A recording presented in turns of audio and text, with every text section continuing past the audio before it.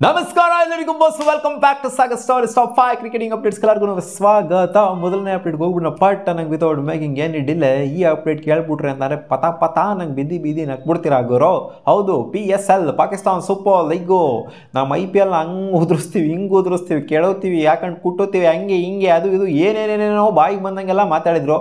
ಒಂದು 2-3 ವರ್ಷಗಳ ಹಿಂದೆ PCB ಚೇರ್ಮನ್ ಆಗಿದ್ದಂಥವ್ರೆ ಮಾಡಿದ್ರು, ನಾವು IPLನ ತುಳಿತೀವಿ ನೋಡ್ತೀರಾ ಹಂಗೆ ಹಿಂಗೆ ಅಂತೆಲ್ಲ ಹೇಳಿದರು. ಬಟ್ ನೋಡಿ ಯಾವ ಥರ ಅವಸ್ಥೆ ಬಂದಿದೆ ಅಂತಂದರೆ PCBಗೆ ಇವಾಗ IPL ಅಲ್ಲಿ ಅನ್ಸೋಲ್ಡ್ ಆಗಿರುವಂಥ ಪ್ಲೇಯರ್ಸ್ಗಳಿದಾರಲ್ಲ, ಫ್ರಾಂಚೈಸಿಗಳು, PSL ಫ್ರಾಂಚೈಸಿಗಳು, ಅವ್ರನ್ನೆಲ್ಲ ಡ್ರಾಫ್ಟಿಗೆ ಇವರೆಲ್ಲ ಬೇಕು ಗುರು, ನಮಗೆ ಈ ಪ್ಲೇಯರ್ಸ್ಗಳನ್ನ ತಗೊಂಬನ್ನಿ.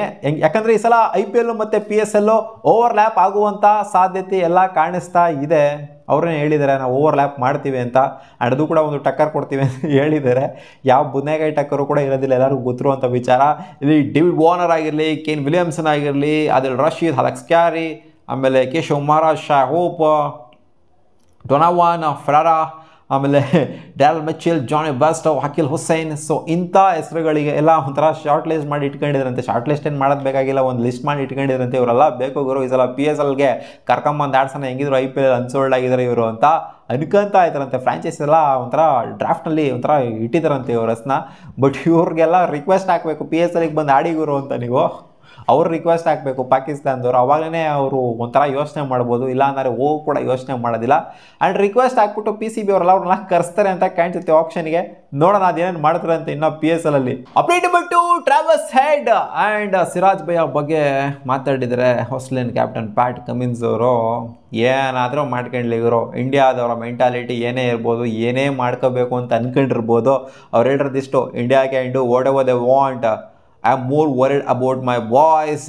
BGT is heated.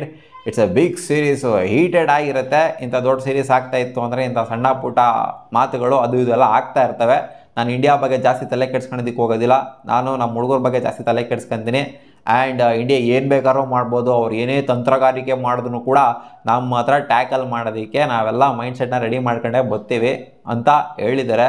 ನಾವು ಸಿಕ್ಕಾಪಟ್ಟೆ ಸ್ಟ್ರಾಂಗ್ ಆಗಿದ್ದೀವಿ, ಯಾರು ಎದುರಲ್ಲ, ಏನಾರು ಮಾಡ್ಕೊಳ್ಳಿ ಅಂತ ಹೇಳಿದ್ದಾರೆ. ಅವ್ರು ಸ್ಲೆಡ್ಜ್ ಮಾಡ್ಕೊಳ್ಳಿ, ಇನ್ನೊಂದು ಮಾಡ್ತಾರೆ, ಮತ್ತೊಂದು ಮಾಡ್ಕೊಳ್ಳಿ.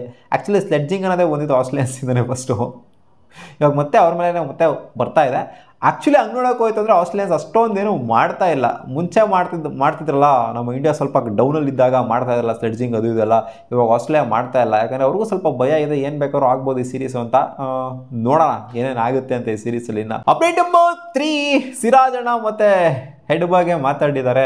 ನಮ್ಮ captain Rohit Sharma post match ಆದಮೇಲೆ ಪ್ರೆಸ್ ಕಾನ್ಫರೆನ್ಸ್ ಅಟೆಂಡ್ ಮಾಡೋದಕ್ಕೆ ಅಂತ ಬಂದ್ರು. ಒಂಥರ ಮುಖ ಮೊರೆ ಹಾಕೊಂಡ್ಬಿಟ್ಟಿದ್ರು ಹಂಗೇನೆ ರೋಹಿತ್ ಶರ್ಮಾ ಅವ್ರು. ಯಾಕಂದರೆ ಬಂದಂಥ ಮೊದಲನೇ ಮ್ಯಾಚು, ಲಾಸ್ಟ್ 3 ಮ್ಯಾಚು, ಈ ಮ್ಯಾಚು ಎಲ್ಲ ನೋಡ್ತು ಅಂತಂದರೆ ರೋಹಿತ್ ಶರ್ಮಾ ಅವರ ಕ್ಯಾಪ್ಟನ್ಸಿನ ಏನೋ ಒಂಥರ ಫ್ಲಾನಾ ಅಂತ ಅನ್ನಿಸ್ಬಿಡುತ್ತೆ ಎಲ್ಲರಿಗೂ. ಬಟ್ ಕ್ಯಾಪ್ಟನ್ಸಿ ವೈಸ್ ನೋಡ್ತು ಅಂತಂದರೆ ಆ ನ್ಯೂಜಿಲ್ಯಾಂಡ್ ಸೀರೀಸಲ್ಲಿ ಏನು ಫ್ಲಾಗಳನ್ನ ಮಾಡಿದ್ರು ಆ ಥರ ಅಷ್ಟರ ಮಟ್ಟಿಗೆ ಏನು ಫ್ಲಾ ಏನು ಇರಲಿಲ್ಲ. But batting performance, individual performance ಬರಲಿಲ್ಲ, ಬ್ಯಾಟರ್ಸ್ಗಳು ನೆಟ್ಟಿಗೆ ಆಡಿರಲಿಲ್ಲ ಅಷ್ಟೇ, ಇನ್ಕ್ಲೂಡಿಂಗ್ ರೋಹಿತ್ ಶರ್ಮಾ ಬ್ಯಾಟರ್ಸ್ಗಳು ನೆಟ್ಟಿಗೆ ಆಡಲಿಲ್ಲ. ಈ ಡಿಸ್ಪ್ಯೂಟ್ ಬಗ್ಗೆ ಮಾತಾಡಿದರೆ ಇಂಥದ್ದು ಇವರು ಕೂಡ ಅದೇ ಥರ ಪ್ಯಾಟ್ ಕಮಿನ್ಸ್ ಥರ ಹೇಳಿದ್ದಾರೆ. ಇಂಥ ದೊಡ್ಡ ಸೀರೀಸ್ ಅಂತ ಅಂದಮೇಲೆ ಈ ಮಾತುಗಳು ಚಕಮಕಿಗಳೆಲ್ಲ ಇದ್ದಿದ್ದೇನೆ. ಸಿರಾಜ್ ಅಣ್ಣ ಅದೊಂಥರ ಆ ಥರ ಬೌಲರನ್ನೇ ಅವರು, ಒಂಥರ ಹೀಟ್ನ ಕ್ರಿಯೇಟ್ ಮಾಡುವಂಥದ್ದು. ಕೆಲವ್ರಿಗೆ ಅದು ಸಕ್ಸಸ್ ಸಿಗುತ್ತೆ, ಅವ್ರಿಗೆ ಅದು ಸಕ್ಸಸ್ ಸಿಕ್ಕಿದೆ, ಹೀಟ್ನ ಕ್ರಿಯೇಟ್ ಮಾಡ್ತಾರೆ, ಅಂದರೆ ಸ್ವಲ್ಪ ಎಕ್ಸ್ಚೇಂಜ್ ಆಫ್ ವರ್ಡ್ಸ್ ಮಾಡ್ತಾರೆ. ಬಟ್ ಅದಕ್ಕೆಲ್ಲ ಒಂದು ಥಿನ್ ಲೈನ್ ಇರುತ್ತೆ. ಅಗ್ರೆಷನ್ ಆಗೋದು, ಅಗ್ರೆಸಿವ್ ಆಗೋದು, ಓವರ್ ಅಗ್ರೆಸಿವ್ ಆಗೋದಕ್ಕೂ ಇದಕ್ಕೂ ಒಂದು ಥಿನ್ ಲೈನ್ ಇರುತ್ತೆ. ಅದನ್ನು ಕ್ರಾಸ್ ಮಾಡೋದಕ್ಕೆ ನಾನು ಬೀಳೋದಿಲ್ಲ. ಆಸ್ ಎ ಕ್ಯಾಪ್ಟನ್ ನಾನು ನಿಲುವನ್ನು ತಗೋಬೇಕಾಗುತ್ತೆ ಅವಾಗ ಅಂತ ಹೇಳಿದರೆ. ಆ್ಯಂಡ್ ಪ್ಲೇಯರ್ನ ಅಗ್ರೆಷನ್ ನಾನು ಕಮ್ಮಿ ಕೂಡ ಮಾಡೋದಿಲ್ಲ ಅಂತ ಹೇಳಿದರೆ. ಓವರ್ ಅಗ್ರೆಸಿವ್ ಆಯಿತು ಅಂತಂದರೆ ಅವಾಗ ನಾನು ಆಸ್ ಎ ಕ್ಯಾಪ್ಟನ್ ನಿಲುವನ್ನು ತಗೋಬೋದು. ನನ್ನ ಪ್ಲೇಯರ್ನ ಅಗ್ರೆಷನ್ನ ಕಮ್ಮಿ ಮಾಡುವಂಥ ಯಾವುದೇ ಅರ್ಹತೆ ಇಲ್ಲ. ಆ ಅಗ್ರೆಷನ್ನು ಅವ್ರಿಗೆ ಸಕ್ಸಸ್ ಸಿಕ್ತಿದೆ ಅಂತ ಅಂದರೆ ಅಗ್ರೆಷನ್ ಇರಲಿ ಅಂತ ಹೇಳಿದ್ದಾರೆ ಮೊಹಮ್ಮದ್ ಸಿರಾಜ್ಗೆ. ಅಪ್ಡೇಟ್ ನಂಬರ್ 4, ನಮ್ಮ RCBಯ ಸ್ವಪ್ನಿಲ್ ಸಿಂಗ್ ಅಂದರೆ ಅರ್ಥ ಆಗದೆ ಇರ್ಬೋದು, ಲಕ್ಕಿ ಚಾರ್ಮ್ ಅಂದರೆ ಅರ್ಥ ಆಗುತ್ತೆ ಅಂತ ಕಾಣಿಸುತ್ತೆ. ಲಕ್ಕಿ ಚಾರ್ಮ್ನ ಮತ್ತೆ RCB ಅವರು ತೊಗೊಂಡ್ರು, ಬೈಬ್ಯಾಕ್ ಮಾಡ್ಕೊಂಡ್ರು 50 ಲಕ್ಷಕ್ಕೆ. ಆ್ಯಂಡ್ ಇವರು ಕನ್ನಡದಲ್ಲಿ ಪೋಸ್ಟ್ನ ಹಾಕಿದ್ದಾರೆ ಗುರು. ಕನ್ನಡದಲ್ಲಿ ಡಬ್ ಮಾಡಿಬಿಟ್ಟು, ವಾಯ್ಸ್ ಓವರ್ ಮಾಡಿಬಿಟ್ಟು ಒಂದು ಪೋಸ್ಟ್ನ ಹಾಕಿದ್ದಾರೆ. ಇದು ಕನ್ನಡಿಗರಿಗೆಲ್ಲ ಸಿಕ್ಕಾಪಟ್ಟೆ ಖುಷಿ ಆಗೋಗ್ಬಿಟ್ಟಿದೆ ಗುರು. ಯಾರು ಈ ಥರ ಮಾಡಿಲ್ಲ ರೀಸೆಂಟಾಗೆ. ಸೊ ಇವ್ರು ಮಾಡಿದರೆ ಆಪ್ಷನಲ್ಲಿ ಬೈಬ್ಯಾಕ್ ಮಾಡ್ಕೊಂಡಿದ್ದಕ್ಕೆ ಸಿಕ್ಕಾಪಟ್ಟೆ ಖುಷಿ ಆಗ್ತಿದೆ ನನಗೆ. RCB ಫ್ಯಾನ್ಸ್ಗಳೆಲ್ಲ ಏನು ನನಗೆ ಪ್ರೀತಿ ತೋರಿಸ್ತಾ ಇದ್ದೀರಾ. ಆ್ಯಂಡ್ ಎಲ್ಲೂ ಇಲ್ಲದೆ ಇರೋವಂಥವನ್ನ ಏನು ಎತ್ತಿ ಹಿಡಿತು RCB, ಅದ್ರ ರಿಲೇಟೆಡು, RCB ಫ್ಯಾನ್ಸ್ ರಿಲೇಟೆಡು ಸುಮಾರು ಮಾತಾಡಿದರೆ. ಅವರ ಇನ್ಸ್ಟಾಗ್ರಾಮ್ ಪೇಜಲ್ಲಿ ಒಂದು ವಿಡಿಯೋ ಇದೆ ರೀಸೆಂಟಾಗಿ ಪೋಸ್ಟ್ ಮಾಡಿರೋವಂಥದ್ದು, ಕನ್ನಡದಲ್ಲಿದೆ, ಕನ್ನಡದಲ್ಲಿ ಅವರೇ ಮಾತಾಡಿದ್ದಾರೆ. ಹೋಗ್ಬಿಡೋ ವಿಡಿಯೋನ ನೋಡಿಲ್ಲ ಅಂತ ನೋಡಿ, ಚೆನ್ನಾಗಿದೆ. ಅಪ್ಡೇಟ್ ನಂಬರ್ 5, ಮೈಕಲ್ ವ್ಯಾಗನು ಇಂಡಿಯನ್ಸ್ನ ಒಂಥರ ಆಡ್ಕೊಂಡಿದ್ದಾರೆ ಅಂತ ಹೇಳಬೇಕು ಗುರು. This is the field India needs for Travis Head ಅಂತ ಹೇಳಿದ್ದಾರೆ.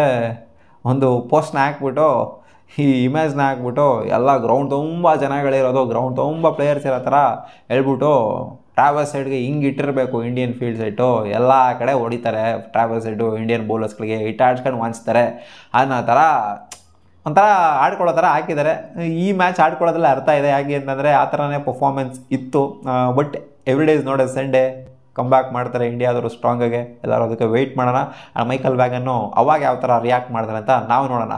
ಸಿಗೋಣ ಮುಂದಿನ ವಿಡಿಯೋದಲ್ಲಿ. ಗಾಯ್ಸ್, ಇದಿಷ್ಟ ಆಗಿತ್ತು ಟಾಪ್ 5 ಕ್ರಿಕೆಟಿಂಗ್ ಅಪ್ಡೇಟ್ಸ್. ನಿಮಗೆ ಏನಾದರೂ ಈ ವಿಡಿಯೋ ಇಷ್ಟ ಆಗಿತ್ತು ನಾವು ಲೈಕ್ ಮಾಡಿ, ನಮ್ಮ ಯೂಟ್ಯೂಬ್ ಚಾನಲ್ ಸಬ್ಸ್ಕ್ರೈಬ್ ಆಗಿಲ್ಲ ಸಬ್ಸ್ಕ್ರೈಬ್ ಹಾಕ್ಕೊಳ್ಳಿ. ಮತ್ತೆ ನನಗೆ ವಿಷಯ ಹೇಳಿಸ್ತೀರಾ. ಬಾ.